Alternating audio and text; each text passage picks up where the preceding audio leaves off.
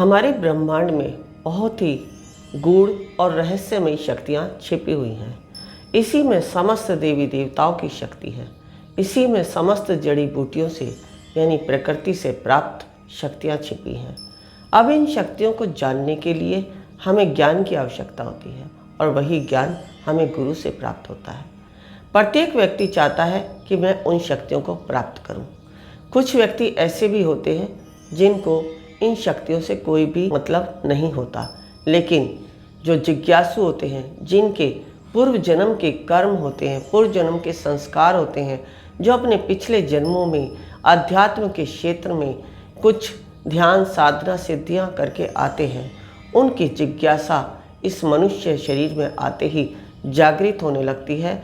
वह जैसे जैसे उनके कर्म जो पूर्व जन्म के होते हैं, हमारे बुरे कर्म भी होते हैं, अच्छे कर्म भी होते हैं। हमारे अच्छे कर्म वो जो हमने अध्यात्म के क्षेत्र में प्राप्त किए थे, बुरे कर्म भी होते हैं।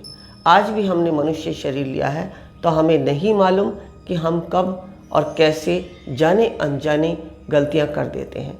तो उन गलतियों का, उन कर्मों का फल हमें इस मनुष्य शरीर में आने के बाद भी भोगना होता है।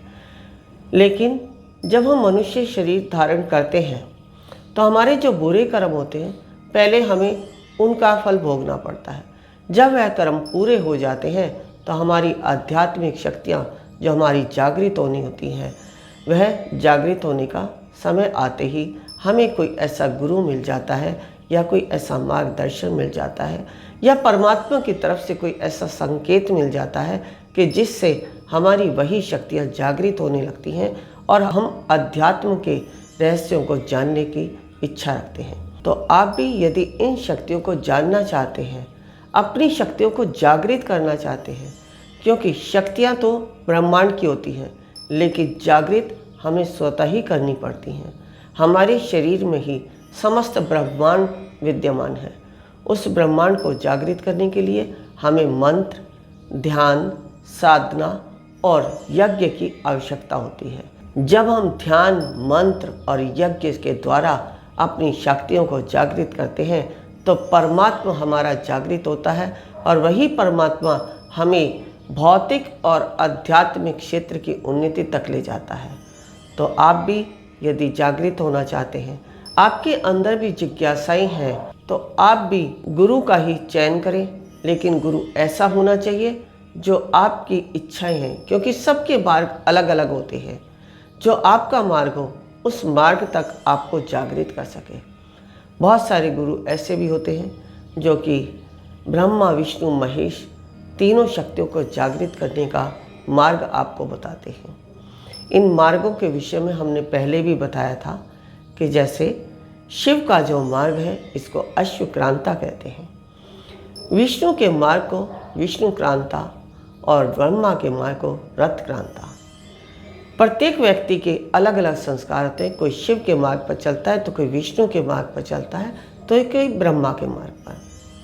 अब ये तीनों मार्ग कैसे हमारे कार्य करते हैं, कैसे हमें इन मार्गों का ज्ञान प्राप्त करना है और कैसे हमें जागृति करनी है, तो ये हमें सिर्फ और सिर्फ गुरु ही बता सकते हैं। और गुरु के द्वारा बताए हुए मार्ग पर यदि आप चलते हैं तो आप अवश्य ही अपने आध्यात्मिक लक्ष्य को प्राप्त कर सकते हैं और इस जीवन को जो आपने मनुष्य रूप में पाया है, इसको सफल बनाकर अपने अनेक जन्मों को सुधार सकते हैं।